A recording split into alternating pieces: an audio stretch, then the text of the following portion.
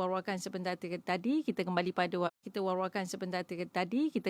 waktu ini untuk kita meneruskan untuk segmen yang pertama dalam slot aspirasi untuk hari ini, dan insyaAllah bersama dengan tetamu kita untuk program ataupun segmen Tahsinul Ibadah, dan insyaAllah bersama dengan yang bahagia Ustaz Ahmad Lutfi Muharram untuk topik kita hari ini berkenaan dengan soal jawab. Dan sebelum tu mungkin nak wawarkan dulu pada para pendengar kita berkenaan dengan topik hari ini. Anda boleh WhatsApp terus soalan anda kepada kami di 0112900404.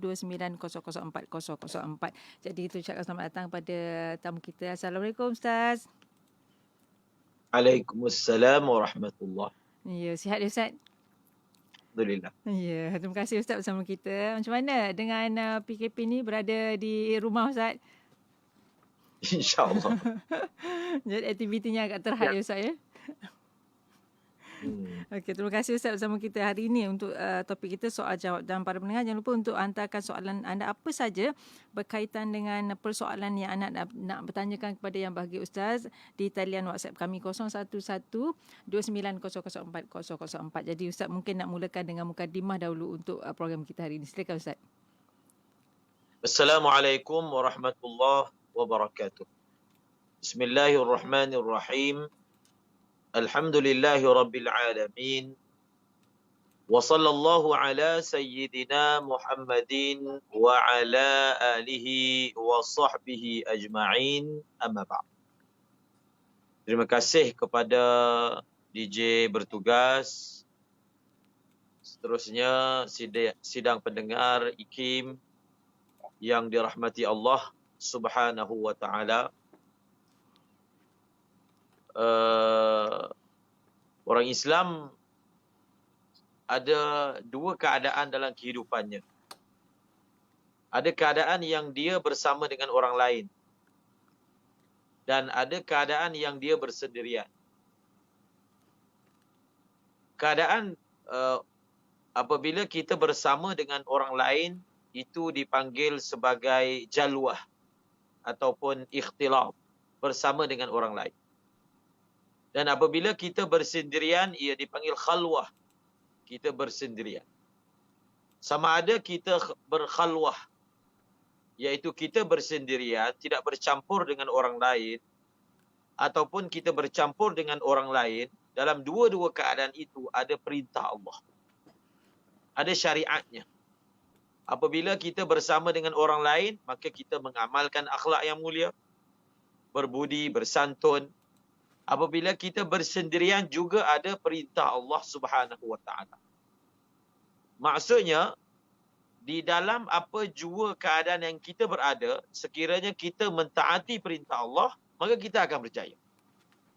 Sama ada kita bersendirian, kita bercampur, orang yang berjaya ialah orang yang mentaati perintah Allah. Sama ada dia bersendirian, dia mentaati perintah Allah. Contohnya dalam zaman ataupun waktu PKP ini, ada perintah Allah. Ada orang dia duduk seorang-seorang saja, dia tak ada teman. Mungkin ada orang yang mana bersama dengan anak dan isteri sahaja. Maka di situ ada perintah Allah dalam dia bermuamalat dengan anaknya, dengan isterinya, ataupun ketika dia berada di rumah, di bilik seorang diri. Kalau dia mentaati perintah Allah, maka dia akan berjaya. Sebab itu tidak usahlah kita runsing, tidak usahlah kita bersedih, kerana orang yang beriman kepada Allah dalam semua keadaan dia berjaya, insya-Allah. Insya-Allah. Kalau yang terpaksa pergi bekerja di konti pun, apabila kita mentaati perintah Allah, maka kita berjaya. Yang tak bekerja kerana mentaati perintah Allah Subhanahu wa taala, perintah ulil amri supaya mengurangkan pergerakan, maka dengan niat kita mentaati perintah ulil amri, maka kita juga akan memperoleh pahala di sisi Allah Subhanahu wa taala. Itu dia Ustaz. Dan sebenarnya Ustaz, kita pun dah ada soalan ni Ustaz. Mungkin kita nak ambil dahulu sedikit soalan sebelum kita nak berhenti rehat Ustaz ya. Mungkin ada yang bertanya ni berkaitan dengan Ramadan dan sebagainya Ustaz. Boleh ya Ustaz ya? Kita tengok ni, Makcik Milah dari Melaka, dia kata, boleh tak Ustaz, bila kita buat puasa sunat Syakban selepas 15 Syakban ni, boleh tak kita berus gigi dengan ubat gigi selepas azan subuh? Masalah berus gigi dengan ubat gigi, hukumnya tidak ada beza. Sama ada kita puasa sunat ataupun kita puasa wajib, hukumnya tidak berbeza. Iaitu kalau ditanya sebahagian ulama tentang hukum membersihkan gigi dengan ubat gigi ketika berpuasa, sebahagian ulama menjawab dengan jawapan tidak boleh secara mutlak. Sebenarnya dalam jawapan kepada masalah ini ada perincian, iaitu sekiranya air liur kita yang bercampur dengan ubat gigi tertelan, maka dasarnya ataupun poinnya, adakah ada termasuk sebahagian daripada air liur yang bercampur ubat gigi ke dalam rongga, iaitu melepasi rongga kerongkong dalam kita ataupun tidak. Kenapa sebahagian ulama menjawab secara mutlak tidak boleh? Kerana kebiasaannya. Apabila kita memberus gigi dengan cara biasa, maknanya pakai ubat yang banyak, air yang banyak, dia punya kuih banyak, kebiasaannya dia tertelan. Betul, Ustaz. Daripada awal lagi dijawab tak boleh. Maka kalau Makcik Mila boleh memberus gigi dengan kadar yang paling minima dan berhati-hati, maka tak batal puasa. Itu sahaja jawapan bagi persoalan ini. Jadi yang penting kalau kita dah bercampur tu, dia macam kita makan lah Ustaz kan? Dah jadi macam kita makan. Ya. Okey, seterusnya dari Nurhayati Ismail dari Melaka. Ya, dia ada dua soalan ni Ustaz. Dia mungkin kita raikan dua-dua ni. Dia kata yang pertamanya, solat sunat witir pada rakaat terakhir untuk bulan selain bulan Ramadan perlu buat kunut ataupun tidak Ustaz? Di dalam mazhab Al-Imam Syafi'i ada dua pandangan tentang berkunut di dalam witir. Satu pandangan, kunut dalam witir ini hanya dibuat di dalam bulan Ramadan selepas setengah yang pertama. Seperti mana semua maklum.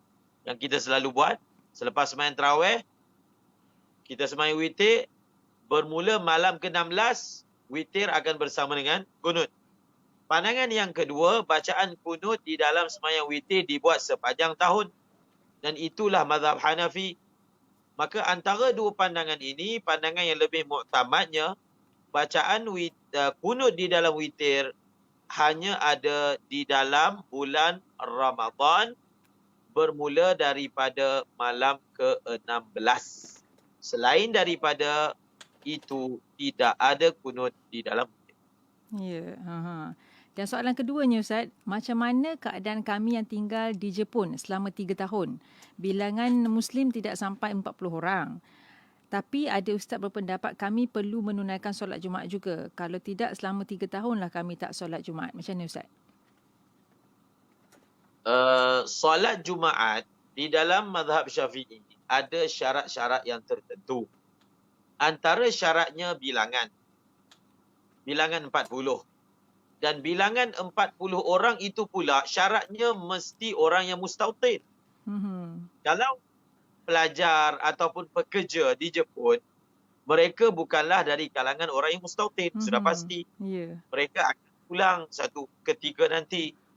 Kalau berdasarkan mazhab Al-Imam Asy-Syafi'i rahimahullahu ta'ala, maka tidak ada Jumaat bagi mereka walaupun bertahun-tahun lamanya.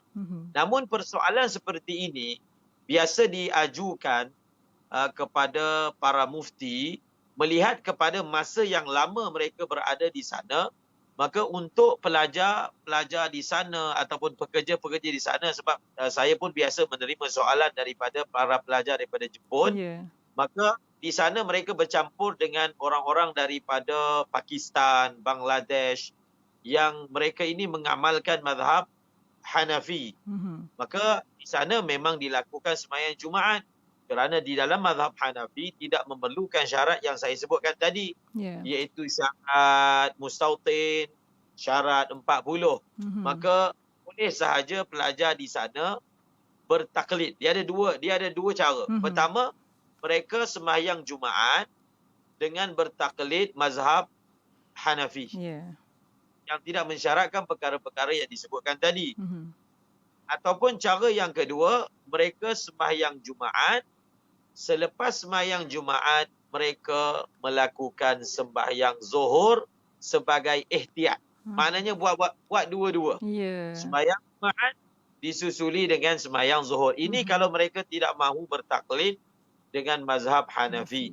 Adapun sekiranya mereka melakukan dengan kaedah yang pertama, maka tidak perlu diulang sembahyang Zuhur. Dah cukup bagi Ustaz ya. Baik Ustaz, kita akan berehat seketika Ustaz, dan sebenarnya banyak lagi soalan kita akan raikan selepas ini, dan juga para pendengar anda jangan ke mana-mana. InsyaAllah kita akan kembali sebentar lagi bersama dengan yang bagi Ustaz untuk tahsinul ibadah, dan pastikan terus bersama kami di IKIM Inspirasi Inforia Islami. Lembah Kelang 91.5 FM.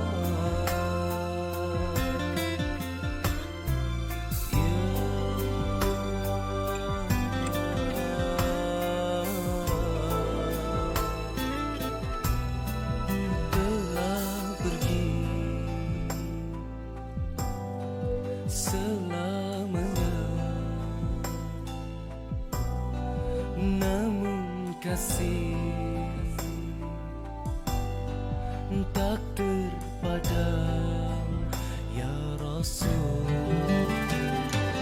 Kau insan mulia, kau insan berjasa pada dunia, kau Rasul pembela agama tercinta telah kau ulahkan sebuah dunia penuh indah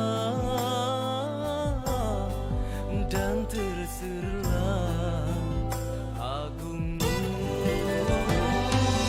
Kau insan mulia, kau insan berjasa pada dunia, kau Rasul pembela agama tercinta, berikan padaku syafaat di hari pertemuan yang abadi ya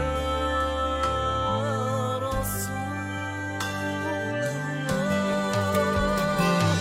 Kau insan mulia, engkau insan berjasa pada dunia, kau Rasul pembela agama, kau insan mulia, kau insan berjasa pada dunia, kau Rasul pembela agama tercinta telah pergi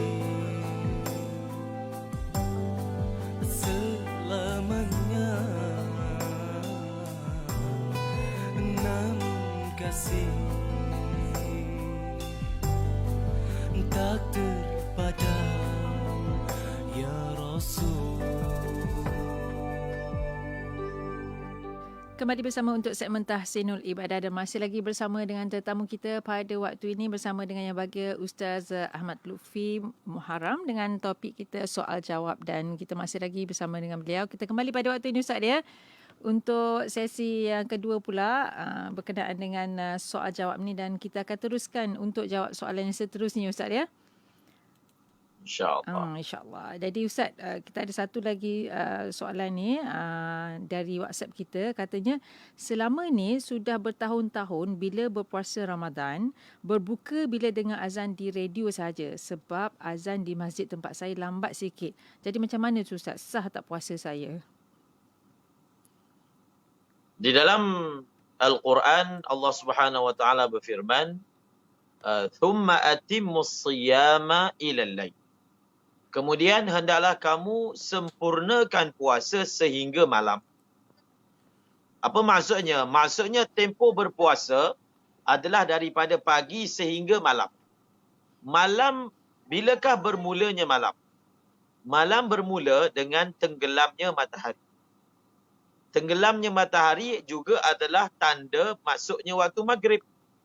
Maka untuk kita boleh berbuka puasa ialah apa dia? Apabila masuk waktu maghrib, bukan apabila azan.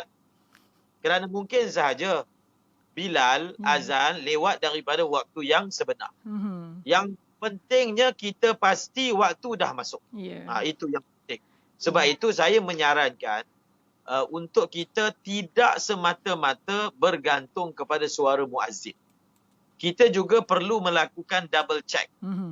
Double check maksudnya kita pastikan takwim hari ini, kemudian kita pastikan jam kita betul. Cuma kalau azan di radio ni biasanya tepatlah.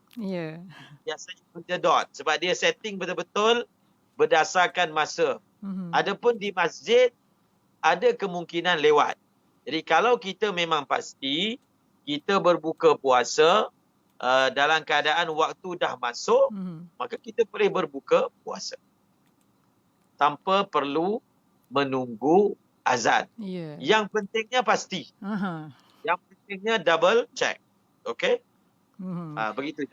Tapi biasanya kalau macam Ustaz sebut tadi dah, azan tu dah tepat tapi jam kita sama ada betul atau betul ya. Jadi Ustaz, tapi pastikan radio itu radio tempat kita lah. Kalau dia dengar radio IKIM tapi dia tinggal dekat Sarawak, tak boleh lah. Kesianlah tu. Ataupun dia tinggal di tempat yang lebih lewat daripada Kuala Lumpur waktu maghribnya. Maka di situ perlu berhati-hati. Sebab biasanya radio ataupun televisyen ni kita siarkan azan di Kuala Lumpur ya. Jadi Ustaz, seterusnya dari Rosli Ahmad, ini berkaitan dengan kita dah PKP ni, dah berada di rumah ni, memang semua aktiviti kita dari rumah ya Ustaz ya. Jadi dia tanya macam mana cara kita nak solat tarawih secara bersendirian atau di rumah. Perlukah kita sudahi dengan witir ataupun macam mana? Sembahyang tarawih boleh dilakukan secara bersendirian ataupun berjemaah. Di rumah ataupun di masjid. Kalau tidak ada tempoh PKP ini pun boleh dilakukan di rumah. Namun kalau yang dikhawatirinya kalau buat di rumah pada waktu-waktu yang lain, alamatnya tak adalah tarawih. Betul Ustaz. Datang ke masjid nak ambil semangat.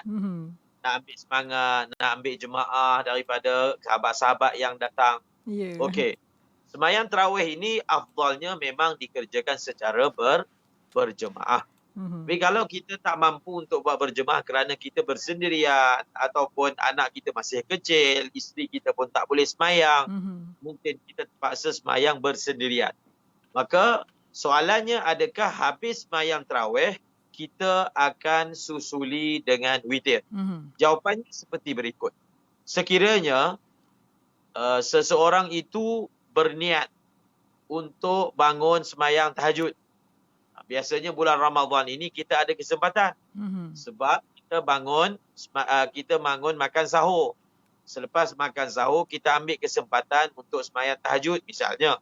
Ataupun sebelum sahur kita dah selesaikan.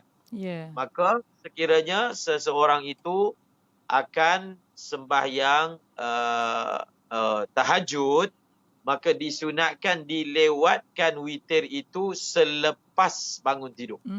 Supaya dia menjadikan sembahyang witir sebagai sembahyang yang terakhir pada malam tersebut. Kalau dia memang ada niat akan sembahyang tahajud berdasarkan sepotong hadis yang berbunyi ij'alu akhira salatikum minal laili al-witra.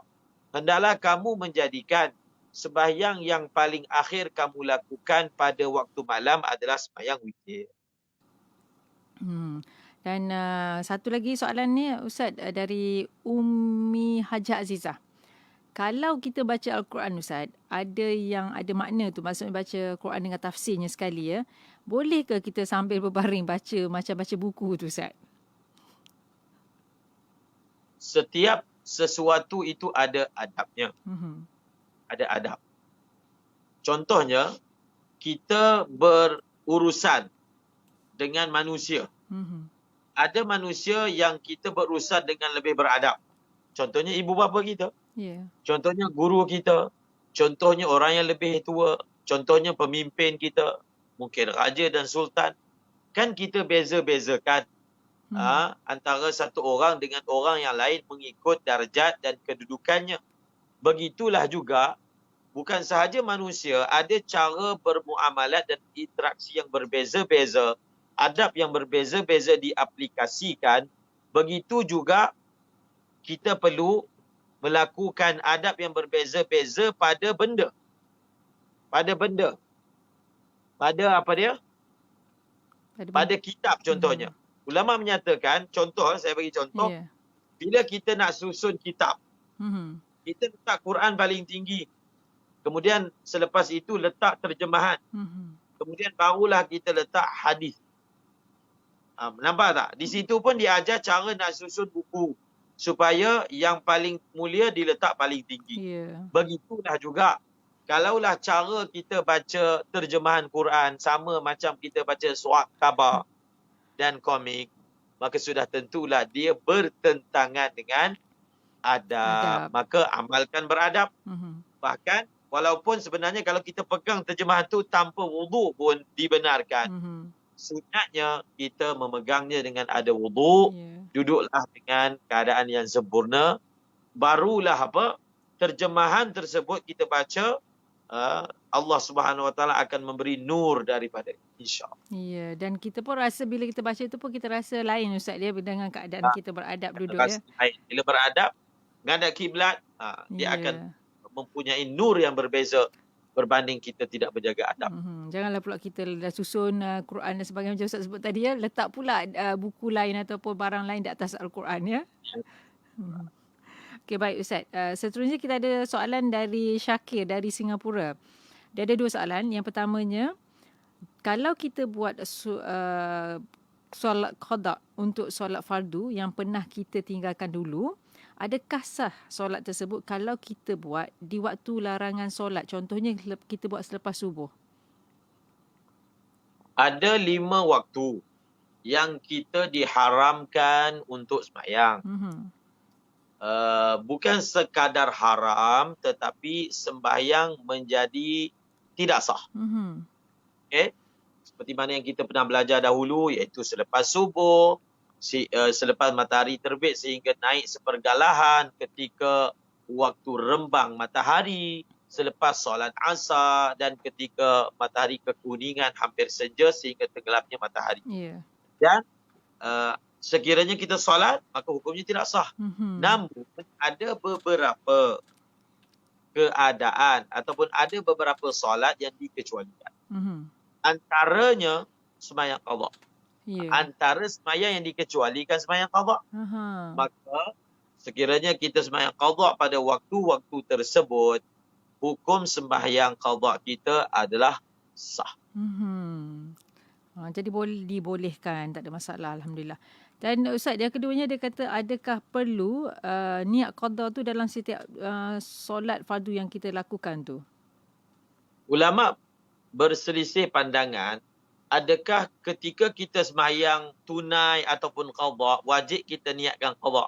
Contohnya, saja aku sembahyang fardu zuhur 4 rakaat tunai. Tunai itu. adakah wajib diniatkan ataupun saja aku sembahyang fardu subuh 2 rakaat qada, adakah wajib ataupun tidak diniatkan? Pendapat yang muktamadnya tidak diwajibkan. Ya. Namun disunatkanlah, afdalnya ada kita sertakan qada kerana Allah Taala. Sebab dia secara automatiknya memang itu qada lah ya Ustaz ya. Kaedahnya gini, ulama sebut, semua semayang yang kita buat bila dah habis waktu semayang tu qada. Ya. Tak perlu diniatkan. Okay, dari Facebook ni Ustaz, kita ada Facebook dari Johar Haji Khalid ni. Dia tanya, pernah dengar ceramah Ustaz? Ustaz tu memaklumkan sekiranya dalam bulan Syakban ni kita hanya berpuasa 1 hari, mungkin pada 15 Syakban, maka hari-hari yang lepas pada 15 hari bulan tu tak digalakkan berpuasa dalam bulan Syakban. Mohon pencerahan. Antara waktu larangan puasa ialah selepas ataupun apabila masuknya setengah kedua daripada bulan Syaban. Macam sekarang. Ya. Mula sahaja 16 Syaban sehingga rapat Ramadan dilarang berpuasa. Berdasarkan sepotong hadis yang berbunyi apabila bulan Syaban sampai kepada setengah, maka janganlah kamu berpuasa. Kecuali, dia ada kecuali. Antaranya puasa yang kita boleh buat dalam waktu seperti ini, puasa qada. Ada tunggakan puasa qada nak menghampiri Ramadan, kita nak selesaikan sebelum masuk Ramadan, boleh buat. Selepas 15 Sya'ban, puasa nazar boleh buat. Ataupun puasa Isnin Khamis yang kita memang, cara dia kita memang beradat untuk mengerjakannya. Memang adat dia puasa Isnin Khamis, maka Isnin Khamis di dalam setengah kedua bulan Syaban dibenarkan. Dan ada satu lagi yang dibenarkan juga apabila dia sambung. Dia sambung puasa sebelum dengan selepas. Maksudnya, sebelum 16 Syaban dia telah puasa. Maka dia boleh puasa 16 Syaban dan seterusnya. Paling kurang, syarat dia, paling kurang 15 Syaban tu dia puasa. Kalau 15 Syaban dia puasa, dia boleh sambung 16, 17, 18. Tetapi kalau contohnya dia puasa 15, 16, 17. 18 dia tak puasa. 19 dia nak puasa balik, tak boleh. Dia kena sambung. Adapun soalan yang ditanyakan tadi, kalau seseorang itu hanya mengerjakan satu kali sahaja, maka tidak digalakkan ke makruh ke, tidak ada sebutan seperti itu. Sebenarnya ayat yang sebetulnya apabila dia telah puasa paling kurang 15 Syaban, maka dia boleh puasa pada hari-hari yang berikutnya. Itu sebenarnya. Okey, baik Ustaz. Kita akan berehat sekali lagi Ustaz, dan insya-Allah kita akan teruskan untuk soal jawab ini selepas ini nanti, dan para pendengar teruskan bertanyakan soalan anda berkaitan dengan topik kita hari ini, soal jawab apa sahaja berkaitan dengan persoalan yang anda ada, boleh bertanyakan kepada kami, dan insya-Allah kita akan kembali selepas ini dalam segmen Tahsinul Ibadah di IKIM Inspirasi Inforia Islami. Bermula 13 April 2020, luangkan masa anda semasa Perintah Kawalan Pergerakan Kini dengan mendengar program-program bermanfaat di Radio IKIM. Bersama kita bermunajat dan memohon doa kepada Allah Subhanahu Taala agar penularan wabak COVID-19 segera dibendung. Menerusi program IKIM Bermunajat My Care COVID-19 bersama para asatizah, antaranya Ustaz Said Abdul Kadir Al-Jufri, Ustaz Muhammad Rozi Rejab, Ustaz Tarmizi Abdul Rahman, Ustaz Umar Abdul Aziz dan Ustaz Hazamin Intim setiap hari jam 9 malam. Bagi menyokong inisiatif My Care COVID-19, program Khas Dari Hati akan bersiaran setiap Isnin hingga Jumaat jam 10 malam bagi memberikan bimbingan kerohanian, nasihat perundangan dan pengurusan emosi kepada mereka yang terkesan dengan pelaksanaan PKP kini. Bersama Yang Amat Arif Datuk Dr. Haji Muhammad Naim Haji Mokhtar, Profesor Datuk Nur Aziah Muhammad Awal dan Tuan Haji Ikram Husin dengan kendalian penyampai Faiz Haji Osman. Teruskan bersama IKIM, Inspirasi Inforia Islami. Ayo serta e-kempen jom menyumbang RM50 demi pembebasan Masjid Al-Aqsa dan Palestin. Hubungi kami 03-8926-7019 dan layari Facebook Aman Palestin. Dengan roh, dengan darah, kami berkorban untukmu ya Aqsa.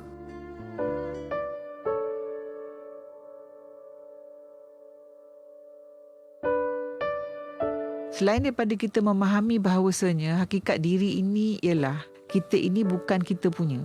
Dan kalau kita tak faham itu dan tidak maintain hakikat kehambaan itu dan hidupkan falsafah itu, dikhawatiri kita ni seolah macam masuk zon kekafiran dan kesyirikan. Maknanya kita kata kita ni hamba Allah, tapi bagaimana kita tu hamba Allah kalau kita tidak menurut apa yang Allah perintah? Dan misalnya dalam surah Hud ayat 57, ini dalam konteks Nabi telah pun memberi pesanan kepada umatnya, tetapi dibelakangkan pesanan-pesanan itu. Nabi pun menyebut kalau kita degi juga, kita boleh diganti oleh Allah dengan umat lain. Sebab Allah itu dia tidak tersentuh dengan kelemahan kita. Dan sebenar-benarnya kita tidak akan dapat membahayakan pencipta kita itu. Bahkan sebaliknya yang akan berlaku. Dan sesungguhnya Tuhan itu maha pemelihara setiap sesuatu. God is the protector. Allah itu Al-Hafiz. Jom jadi pemanggil bertuah dan sertai kuis inspirasi. Menerusi slot Warna Pagi dan Destinasi setiap Isnin hingga Jumaat bermula 17 Mac hingga 17 April 2020. Rebut peluang menangi barangan cenderahati eksklusif IKIM. 2 orang pemenang setiap hari. Hanya di IKIM Inspirasi. Inforia Islam. Kembali bersama untuk slot aspirasi dan masih lagi kita teruskan untuk segmen Tahsinul Ibadah bersama dengan tamu kita yang bahagia Ustaz Ahmad Lutfi Muharram dengan topik kita soal jawab. Jadi Ustaz, kita nak teruskan untuk soal jawab kita. Seterusnya kita ada soalan dari WhatsApp ni, dari katanya macam ni. Bagaimana kita menunaikan solat tarawih dalam keadaan istihadah? Adakah perlu dibersihkan dan tukar tuala wanita pada setiap permulaan solat tarawih ataupun sekali sahaja di awal solat yang pertama sehinggalah ke witir? Perempuan yang mengalami istihadah perlu menguruskan dirinya seperti yang maklum, iaitu dia perlu nukar tuala wanitanya, bersihkan, berwuduk. Adakah perkara ini perlu dilakukan setiap kali 2 rakaat sembahyang tarawih? Jawapannya tidak perlu, memadai dia uruskan dirinya seperti itu di permulaan rakaat tarawih dan boleh berkekalan sedemikian sehinggalah habis 20 rakaat. Okey, itu dia. Dan seterusnya dari Kamil Ahmad dari Kuala Lumpur, dia kata dia ada 2 soalan. Yang pertamanya, bolehkah niat puasa wajib iaitu qada itu berserta dengan puasa sunat? Contohnya sunat hari Khamis. Adakah boleh menggabungkan antara puasa qada dan juga puasa sunat? Contohnya puasa qada digabungkan dengan puasa Isnin Khamis. Ya. Ataupun dengan puasa 6. Ataupun puasa Arafah 9 Zulhijjah. Ataupun puasa Ashura.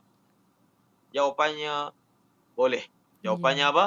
Boleh dan mendapat kedua-dua pahala. Maksudnya dia dapat pahala qada dengan pahala wajib. Dia mendapat pahala sunat daripada puasa Isnin Khamis misalnya. Tapi niatnya tu niat puasa qada lah Ustaz ya? Dia niat dua-dua sekali. Sahaja aku puasa qada dan puasa Senin misalnya. Okey, baik. Yang keduanya Ustaz, dia kata boleh tak kalau kita tak jawab azan dalam TV ataupun radio tu, ataupun kena jawab juga Ustaz? Macam mana Ustaz? Azan disunatkan untuk dijawab. Bahkan ada janji daripada Rasulullah, siapa yang dengar azan, menjawabnya dan mendoakan, membaca doa selepas azan, maka dia akan mendapat syafaat daripada Rasulullah. Wajabat syafaat, itu lafaznya, iaitu wajib dia mendapat syafaat daripada itu. Adakah tuntutan menjawab azan termasuk azan di radio dan azan di televisyen? Jawapannya tidak. Kecuali kalau azan di radio dan televisyen itu dibuat secara live. Sekiranya yang kebiasaannya azan di radio dan televisyen adalah rakaman, tidak disunatkan untuk jawab. Walaupun tidak disunatkan untuk jawab, tetapi memberi respect pada suara itu tetap perlu ada. Itu pasti. Bezalah suara muzik lain, suara azan Betul. lain, suara baca Quran lain. Memberi respect tu kena ada. Tetapi ada pun sunat menjawab itu hanya tertakluk pada azan yang dilakukan oleh manusia. Bukan azan yang dilakukan oleh robot. Robot. Kena muazzin tu sendiri sebenarnya. Walaupun manusia yang azan. Ya. Bukan secara automation yang perlu secara langsung ya. Baik, Ustaz tadi Ustaz sebutkan waktu yang diharamkan solat itu waktu matahari tegak atas kepala tu. Ni ada yang tanya ni. Kiranya jam berapa tu Ustaz? Kalau tepat pukul 12 tengah hari ke ataupun pukul 1 ke macam mana tu Ustaz? Dalam bahasa Arab, waktu rembang itu disebut sebagai al-istiwa. Itu dipanggil waktu tegak, waktu lurus. Sebenarnya waktu istiwa ni terlalu sebentar. Hanya lebih kurang 2 minit sahaja sebelum zuhur. Hanya apa? Lebih kurang 2 minit sahaja ataupun kurang lagi. Bahkan ataupun kurang lagi daripada sembahyang zuhur. Pada waktu itulah, kalau satu orang tu dia contohlah nak dekat sembahyang zuhur ni. Dia nak sembahyang sunat. Allahu Akbar. Pada waktu itu kalau dia takbir, maka dia punya sembahyang pada ketika itu tidak sah. Sebenarnya waktunya terlalu singkat lah. Waktu rembang diharamkan sembahyang kecuali hari Jumaat. Pada hari Jumaat, pada waktu rembang tersebut, kalau kita mengerjakan sembahyang sunat, hukum sah. Ada pengecualian pada hari Jumaat. Okey, Ustaz. Ada soalan seterusnya dari Siti Khadijah ni, dia kata, kalau kita puasa qada hari ini katakanlah berterusan sampailah hari Isnin minggu depan, boleh tak Ustaz? Boleh. Itu antara puasa yang saya dah sebutkan tadi, dikecualikan, iaitu dibenarkan puasa qada selepas daripada 15 Syaban. Dia bukan sahaja boleh, bahkan wajib. Contohnya, dia memang ada tak puasa Ramadan lepas. Ni nak masuk dah Ramadan baru. Ada satu hukum dalam mazhab Al-Imam Syafi'i, iaitu haram menangguhkan qada puasa sehingga masuk Ramadan baru. Jadi sekarang ni dia punya baki puasa, kita ada berapa hari lagi baki Ramadan? Seminggu je lagi, lebih kurang 8 hari lah Ustaz. 8 hari. Dia punya puasa berbaki 8 hari juga. Jadi dia punya waktu memang terlalu sempit. Kalau dia miss satu hari, memang menyebabkan sebahagian puasa terpaksa ditangguh selepas Syawal. Maka dia sebenarnya bukan kita kata boleh, bahkan dia wajib menyegerakan qadanya, memastikan sebelum masuk Ramadan yang akan datang. Maksudnya walaupun sampai hari terakhir sebelum 1 Ramadan Ustaz? Belum 1 Ramadan, sama ada 29 Syaban ataupun 30 Syaban, maka dia boleh mengerjakan. Dia wajib, macam Ustaz kata dia, wajib untuk mengerjakan. Dan seterusnya Ustaz, ni ada dari WhatsApp juga. Dia kata dia ada terbaca kitab lama berkenaan dengan potong kuku. Haruskah kita percaya ataupun kita abaikan saja? Contohnya potong kuku pada hari sekian-sekian, ada fadilatnya, ataupun potong kuku dari mana dahulu sampai ke hujung mana. Jadi perlu percaya tu ataupun tak perlu Ustaz? Adakah perlu amalkan ataupun tak? Ada perkara yang perlu percaya, ada perkara perlu amalkan. Kalau perkara berkaitan dengan kelebihan, kita kata perlu percaya ataupun tidak. Kalau berkaitan dengan cara, maknanya perlu amal ataupun tidak. Itu. Jadi, kaedah memotong kuku memang ada datang dalam hadis, tetapi hadis itu tidak terlalu sabit. Namun kaedah tersebut dinyatakan, bukan kita jauhi je, kita Arab pun ada sebenarnya. Kita jauhi tu ambil kita Arab lah. Ke Al-Imam Al-Ghazali misalnya. Dalam kitab Ihya Ulumuddin menyebut tentang cara potong kuku.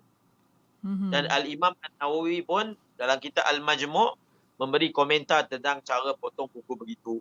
Jadi walaupun hadis-hadis tentang cara ataupun urutan potong kuku itu tidak terlalu boleh dijadikan sandaran, tetapi Imam Ghazali melihat begini, kan? Okey, kalau tidak ada cara yang khas yang ditunjukkan oleh Nabi SAW, maka kita ada kaedah yang Nabi ajar, iaitu misalnya memulakan dengan kanan dalam buat perkara-perkara yang baik. Maka potong kuku ini buat perkara yang baik, maka mulakan dengan kanan. Contohnya. Kemudian nak mula dengan jari mana? Mulakan dengan jari telunjuk. Disudahi dengan ibu jari misalnya. Jadi kaedah ataupun cara urutan tersebut disebutkan oleh ulama. Al-Imam Al-Ghazali antara yang menyebutkannya dengan kaedah-kaedah yang mereka faham daripada syarak. Oleh kerana syarak tak sebut secara khusus, maka mereka berijtihad. Apakah cara yang paling sesuai dalam memotong kuku ataupun kok mana pun tak apa, sudah tentu ada adabnya berdasarkan kefahaman tentang menganan yang disarankan, tentang di antara jari yang mana lebih mulia yang kita mulakan dahulu, maka keluarlah kaedah ataupun urutan memotong kuku yang disebutkan. Bahkan ada hadis yang diriwayatkan secara musalsal. Musalsal ni maksudnya dia ada satu istilah hadis ni, musalsal. Iaitu setiap guru bila dia riwayatkan hadis itu, dia riwayatkan hadis dalam keadaan dia potong kuku. Potong. Sambil potong kuku. Maka ada hadis yang ulama riwayatkan, iaitu hadis potong kuku. Yang mana cara urutannya dengan cara yang tertentu. Maka jawapannya, ya, kita boleh mengamalkannya. Dan begitu juga ada pun tentang kelebihan ataupun saranan memotong kuku misalnya hari Jumaat, iaitu memang perkara yang disunatkan untuk kita melakukannya. Ya. Dan sebenarnya Ustaz, kita pun dah sampai ke hujung Ustaz untuk waktu kita sangat terhad. Jadi mungkin Ustaz kita akan kembali minggu hadapan untuk kita sambung lagi Ustaz persoalan ini ya Ustaz ya. InsyaAllah. InsyaAllah. Terima kasih banyak Ustaz untuk hari ini. Ini mungkin Ustaz nak berikan sedikit rumusan untuk perbincangan kita hari ini. Perbincangan kita hari ini umum berkaitan soal jawab. Cuma saya ingin terus memberi nasihat kepada semua rakyat Malaysia, pendengar IKIM khususnya, untuk kita bertabah dan bersabar. Anggaplah ini suatu ujian dan kita pegang satu janji daripada Allah dalam surah Al-Insyirah yang saya selalu ulang, dalam surah Alam-Nashrah, iaitu di dalam setiap kesusahan ada dua kesenangan. Di dalam setiap satu kesusahan akan ada dua kesenangan. Maksudnya kesenangan itu akan berkali ganda berbanding kesusahan. InsyaAllah kita sabar, kita jaga lidah kita, kita jaga jari kita menaip dengan yang baik, yang baik-baik sahaja. InsyaAllah semua kepayahan yang kita hadapi ini akan berakhir dalam masa yang terdekat. InsyaAllah. InsyaAllah. Kami juga doakan Ustaz supaya sentiasa sihat ya Ustaz dan juga dilindungi Allah Subhanahu Wa Taala. Terima kasih banyak Ustaz. InsyaAllah kita kembali minggu hadapan Ustaz ya. InsyaAllah. Okey, Assalamualaikum. Waalaikumsalam. Dan kepada anda yang banyak lagi soalan bertanyakan pada kami itu, insyaAllah kita akan bawakan pada minggu hadapan untuk topik kita. Dan apa pun, terima kasih pada anda dan insyaAllah kita akan teruskan bersama untuk aspirasi di IKIM, Inspirasi Euforia Islami. Hiburan mendidik jiwa hanya yang terbaik.